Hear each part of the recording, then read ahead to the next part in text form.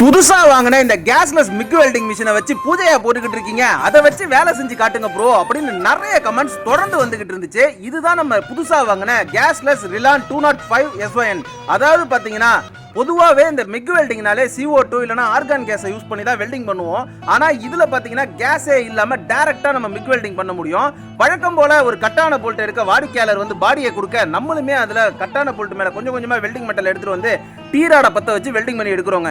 இதுக்கு நான் யூஸ் பண்ண மிஷினு முழுக்க ஒரு கேஸ்லெஸ் வெல்டிங் மிஷின் தான். இந்த கேஸ்லெஸ் மிக் வெல்டிங் மிஷினை பொறுத்த வரைக்கும் 1.5 mm திக்னஸ் தகர ஷீட்லேருந்தே நம்மளால வெல்டிங் அடிக்க முடியுங்க. ஸோ அதை விட கேஜ் அதிகமாக இருக்க தகரத்துலையும் நம்மளால வெல்டிங் அடிக்க முடியும்.